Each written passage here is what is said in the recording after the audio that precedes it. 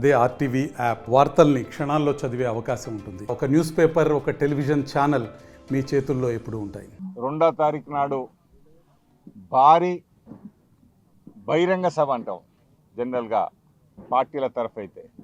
ఇవాళ భారీ బీసీ రాజకీయ యుద్ధ బేరీ జరగబోతుంది ఈ మైదానంలో. అంటే దాదాపు వరంగల్లో ఉండే బీసీ కులాలన్నీ ఒక్కచోట చేరబోతున్నాయి. మేమందరం ఐక్యమైన తెలియజేయడానికి ఆవాజ్ దో హమ్ ఏక్ హే అన్నట్టు. మొన్నటి వరకు మమ్మల్ని ఊసరకాయ మూటల్లాగా అనుకున్నారు. ఊసరకాయ మూటలు ఇప్పుడుతోనే పక్కన పోతుంది అనుకున్నాడు. ఈ వేదికే నిదర్శనం అన్ని కులాలు ఐక్యమై. ఇదే కాకుండా మా బ్రదర్స్ అందరు ఇంకా మండలాల గ్రామాలల్లో ప్రచారంలో ఉన్నారు. ప్రజల రెస్పాన్స్ చూస్తే మండలాలకు పోయినా గ్రామాలకు పోయినా మేము కూడా ఎక్స్పెక్ట్ చేయాలి అంత బాగా రెస్పాన్స్ వస్తుంది. మేము 3-4 మండల ప్రెస్ మీట్లకు వెళ్ళినాం. మొదటిసారి అన్ని పార్టీలో ఉన్న బీసీ నాయకులు ఒక వేదిక మీదకి వచ్చి ఇవాళ మన మీటింగు, మన బీసీ మీటింగు మనం సక్సెస్ చేసుకోవాలన్న ఉద్దేశంతో ఇవాళ నాకు ఫోన్లు జనగాంకి వెళ్ళి వచ్చినాయి, ఆలేరుకి వెళ్ళి వచ్చినాయి, భువనగిరికి వెళ్ళి అన్నా మేము బస్సులు పెట్టుకొని వస్తున్నాం ఈ సభకు అని. అంటే ఈ సభ అనేది తెలంగాణ చరిత్రలో బీసీలందరూ ఐక్యమని చెప్పడానికి ఇది ఆరంభ సభ. ఇలాంటి సభలు ప్రతి జిల్లాలో పెద్ద ఎత్తున జరుగుతాయి. ఆఖరి లాస్ట్ జిమ్ఖానా గ్రౌండ్స్లో దాదాపు 10-15 లక్షల మందితో మేము బీసీలం అందరం ఐక్యమైతే ఎలా ఉంటుందో తెలియజేయడానికి. మొన్నటిదాకా మాకందరూ మీరు ఐక్యంగారో మీరు అట్లా ఇట్లా మా మధ్యనే తగాదాలు పెట్టి నడిచినాయి. ఇప్పుడు అందరం మేము ఎవ్వరికీ దుష్మన్ కాదు, మేమందరం ఒకటే కులం. ఇప్పుడు బీసీ అనేది పెద్ద కులం కింద తెలియజేయడానికి. అసలు బీసీలందరూ ఒకటైతే ఎట్లుంటుంది. మేము మొన్నటిదాకా ఓ లెక్క, ఎందుకంటే మా ఓట్లైనవి సీట్లు మీ అయినాయి. ఇప్పుడు ఓట్లు మాయే సీట్లు మాయే కాబోతుంది అని తెలియజేయడానికి ఈ సభ. ఈ సభ ద్వారా కూడా 4-5 గట్టి డిమాండ్లు చెప్తున్నాం. ఒకటి, కామారెడ్డి డిక్లరేషన్ మీరు ఏదైతే చేశారో 42%, అది తక్షణమే అమల్లోకి రావాలి. మీరు మళ్ళా స్లాబ్ అని, సుప్రీంకోర్టు అడ్డం పడ్డదని, ఈ కోర్టు అడ్డం పడ్డదని, ఆ కోర్టు అడ్డం పడ్డదని, ఆ ఎవ్వ అడ్డం పడ్డా దాన్ని ఎత్తే బాధ్యత మీది. ఇది స్థానిక సంస్థలతోనే ఆగిపోవద్దు. రాబోయే రోజుల్లో అసెంబ్లీ పార్లమెంట్లో కూడా బీసీలకు రిజర్వేషన్ వచ్చినప్పుడే బీసీలందరికీ న్యాయం జరుగుతుందని మేము అనుకుంటున్నాం. కాబట్టి మా మొదటి డిమాండ్ మాత్రం 42% తక్షణమే చేయాలని. రెండో డిమాండ్, ఈడబ్ల్యూఎస్ జీవో తీసుకొచ్చి 6% ఉన్న మీరు 10% ఎత్తుకపోతున్నారని అందరికీ తెలుసు.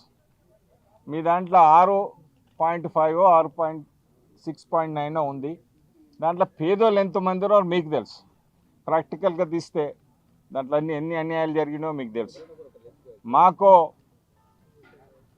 బీసీ సర్టిఫికేట్ ఇవ్వాలంటే 2 లక్షలు పరిమితం పెట్టిళ్ళు, మీకు మాత్రం 8 లక్షలు. ఇది ఎక్కడ న్యాయం? ఇవన్నిటికీ ఫుల్ స్టాప్ పెట్టాలంటే ఈ సభను చూసిన తర్వాత ఈ జీవోలన్నీ మీరు మార్చుకోవాల్సి వస్తుంది.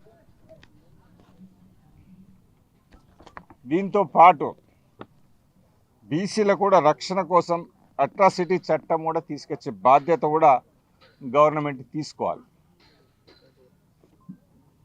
మీరు అందరి బిల్స్ క్లియర్ చేస్తారు, కానీ మా బీసీ పిల్లగాళ్ళ రీఎంబర్స్మెంట్ క్లియర్ చేయట్లేదు. అది కూడా చాలా ముఖ్యమైనది. మాకు చదువుకోవడానికి అడ్డం పడుతున్నాయి. ఇలా రీఎంబర్స్మెంట్స్ ప్రాపర్గా జరగాలి అంటే తక్షణమే రీఎంబర్స్మెంట్ రిలీజ్ చేయడానికి కూడా ఈ సభ ద్వారా మేము ఉన్న గవర్నమెంట్ డిమాండ్ చేస్తాం. మీరు కాంక మా డిమాండ్లు మీరు ఒప్పుకోకపోతే రాబోయేది మాత్రం యుద్ధమే. ఇప్పుడు మేము మర్యాదగా అందరం ఒక చోట జరిగి కలిసి ఇది మా లెక్క, మొన్నటి గారికి వేరే లెక్క ఉండే ఇప్పటికెళ్ళైతే అందరం ఒకటైనాం బాస్, ఇదంతా తెలుసుకొని మీరు తక్షణమే ఇవన్నీ రిలీజ్ చేయడానికి ప్రయత్నం చేయండి. మా చేతి కుల వృత్తి పరిశ్రమలకు కూడా ఎంకరేజ్మెంట్ చేయడానికి కూడా కొత్త జీవోలు, ఎందుకంటే సగం శాతం ఉన్న పబ్లిక్ ఇవాళ 2 కోట్ల జనాభా ఉన్న బీసీలకు మీరు ప్రవేశపెట్టే స్కీములు ఏంటి? మీరు అందరికీ తెలుసు, మాకు కాస్త కూస్తో బీసీ లోన్లు ఉండే, అవి కూడా మూసిపోయి చాలా రోజులు అవుతాయి. పేరుకే మాకు కార్పొరేషన్లని ఇస్తారు, తలా ఒక కార్పొరేషన్ ఈ ప్రతి కులానికి. అట్ లాస్ట్కి వచ్చేది ఆ కార్పొరేషన్లో ఏ బడ్జెట్ ఉండేది మీకు తెలుసు, మాకు తెలుసు. బీసీ పేదలకు కూడా గవర్నమెంట్ భూములు, ఎక్కడైతే ఉపాధి లేకుండా ఇబ్బంది పడుతున్న పేదలకు కూడా భూములు కూడా పంచే విధంగా డిమాండ్ చేయబోతున్నాం. ఇదే కాకుండా ఈ విజయబేరి యుద్ధబేరితో ఇది విజయబేరిగా మారబోతుంది. ఈ స్పందన చూసినాక మేము 1,00,000 మంది వస్తారనుకున్నాం, కానీ మా చేతిలో లేదు. ఇది నేను గవర్నమెంట్ రిక్వెస్ట్ చేస్తున్నా, పోలీస్ డిపార్ట్మెంట్ రిక్వెస్ట్ చేస్తున్నా. ఇవాళ బీసీలో పెద్ద ఎత్తున తరలి వస్తున్నారు. దానికి కావాల్సిన arrangement, traffic arrangement, police security arrangement చేయవలసిందిగా కోరుతున్నాను. ఎందుకంటే మేము అనుకున్న అంచనాకు చాలా పెద్ద రాబోతుంది కాబట్టి కాస్త దానికి కావాల్సిన తీరుగా అరేంజ్మెంట్స్ అన్నీ చేస్తారని ఆశిస్తూ, నేషనల్ పార్టీస్ డిఎంకే తరఫుకెళ్ళి ఎంపీ విల్సన్ గారు రాబోతున్నారు. అంటే ఈ సభ ఒక తెలంగాణకే కాదు, యావత్ భారతదేశంలో కూడా ఓ విప్లవం తీసుకురాబోతుంది.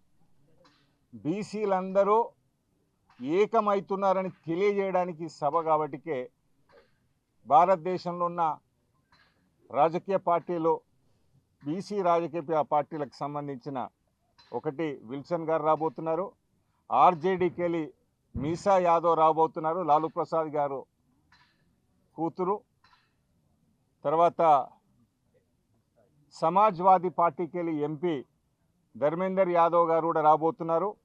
వీరితో పాటు మనందరికీ తెలుసు, ఉమ్మడి రాష్ట్రంలో కావచ్చు, తెలంగాణ కావచ్చు, బీసీ ఉద్యమాలంటే ఆర్ కృష్ణయ్య గారని ముద్దుగా బీసీ ఆర్ కృష్ణయ్య అని పిలుచుకుంటాం. సో ఆర్ కృష్ణయ్య గారు కూడా రాబోతున్నారు. వీరందరితో పాటు తెలంగాణ సుమన్ గౌడ్ కూడా, సినిమా యాక్టర్ సుమన్ గౌడ్ కూడా రాబోతున్నారు. వీరందరితో పాటు ఈ సభను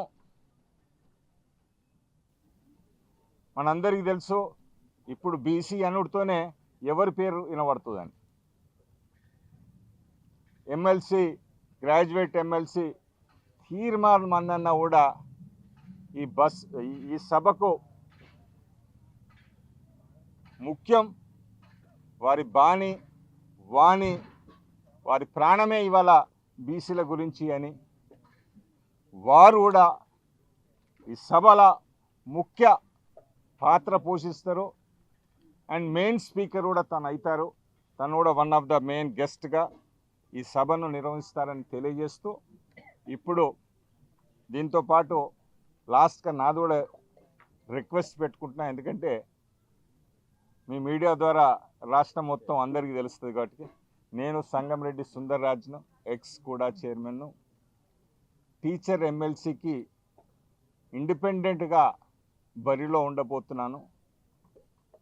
మీ ద్వారా మా ఉపాధ్యాయ మిత్రులందరికీ రిక్వెస్ట్ చేస్తున్నా, మా అక్కలు చెల్లెళ్ళకి అందరికీ నాకు ఒక అవకాశం ఇవ్వండి.